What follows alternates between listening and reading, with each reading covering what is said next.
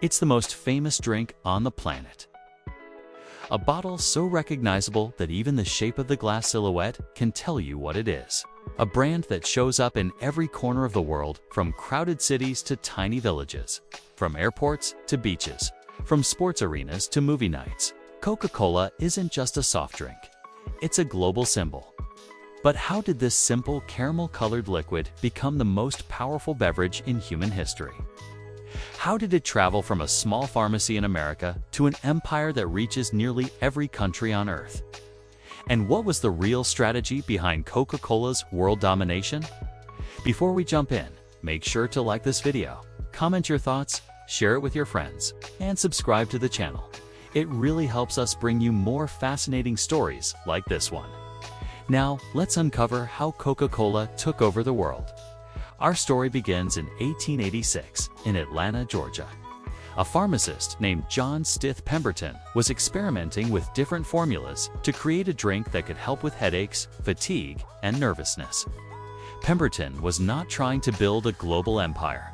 He was just trying to invent a popular tonic, something people would enjoy and maybe even use as a health drink. One day, he mixed a syrup made of sugar, caramel, coca leaves, cola nuts, and a few secret ingredients. The result was a sweet, refreshing liquid with a unique flavor. He brought the syrup to a local pharmacy called Jacob's Pharmacy, where they mixed it with carbonated water and sold it for 5 cents a glass. People loved it. They kept coming back for more. The drink needed a name, so Pemberton's bookkeeper, Frank Robinson, came up with Coca-Cola. He also created the classic flowing script logo that the world still uses today. It was simple, smooth, and memorable, and it never changed. Even in 2025, that familiar script looks almost identical to what Robinson drew in the 1880s. But while the drink was popular, Pemberton wasn't a great businessman. He struggled financially and sold shares of the company piece by piece. Eventually, a businessman named Asa Candler bought the rights to Coca-Cola. And this is where everything changed. Candler wasn't a pharmacist like Pemberton. He was a marketing genius. He understood that Coca-Cola wasn't just a drink, it was a brand waiting to explode. Candler started promoting Coca-Cola everywhere. He printed endless coupons for free drinks, put signs all over stores, and handed out branded items like clocks, trays, calendars, and notepads. It was one of the earliest examples of mass marketing in American history. People didn't just drink Coca-Cola, they saw it everywhere. They felt connected to it. They recognized it instantly. And when something becomes familiar, people trust it. By the early 1900s, Coca-Cola was growing fast. But two big innovations would push the company toward world domination. The first was bottling. At first, Coca-Cola was only sold at soda fountains, but bottling made it portable.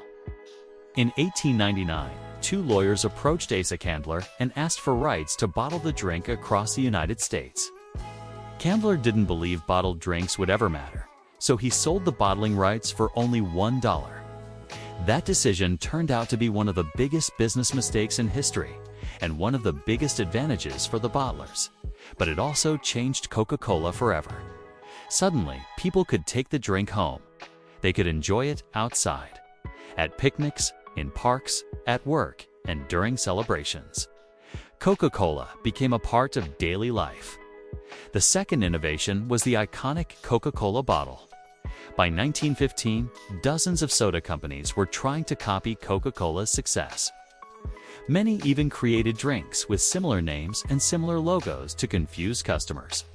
Coca-Cola needed something unique, something unmistakable. A glass manufacturer designed a bottle inspired by the shape of a cocoa bean. It had curves, ridges, and a silhouette no one would ever forget. Even in the dark, even broken, even if you saw only the outline, you knew it was Coca-Cola. This bottle became one of the most famous product designs in the world.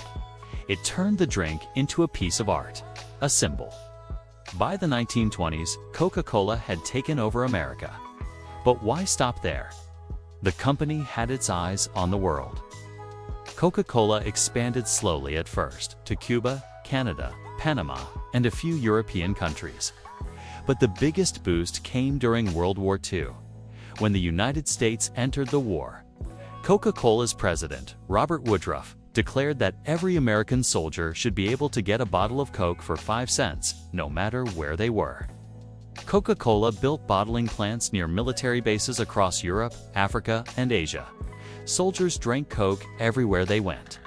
When the war ended, locals in these countries already knew what Coke was. They had seen it, tasted it, and watched the Americans enjoy it.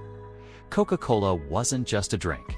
It had become a symbol of America itself. This strategy turned the company from a national brand into a global giant almost overnight.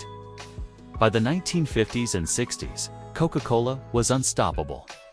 It was in more than 120 countries. TV commercials made it even more iconic. Happy families, bright red colors, cold refreshing bottles, joyful moments. Coke sold more than a drink. It sold happiness.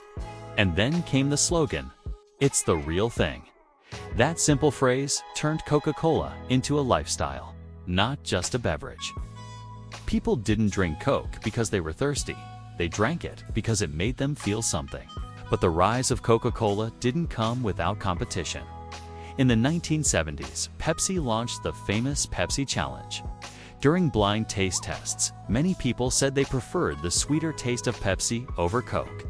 It was a major hit for Pepsi's image. Coca-Cola panicked. In 1985, it made one of the most shocking decisions in marketing history. It changed the formula and introduced new Coke. Consumers hated it. They protested. They wrote letters. They demanded the old Coke back.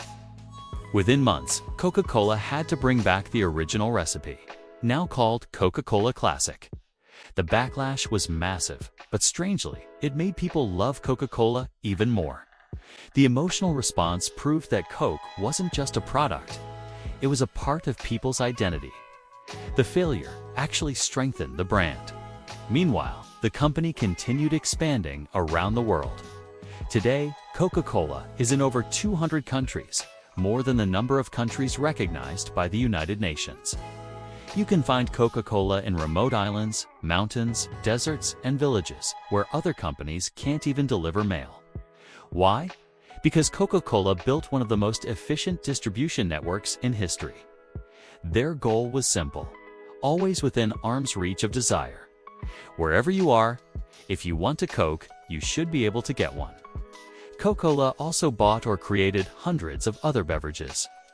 Sprite, Fanta, Minute Maid, Powerade, Dasani, Simply, Costa Coffee, Innocent Smoothies. The list goes on. Many people drink Coca-Cola products every day without realizing it. This is part of their strategy.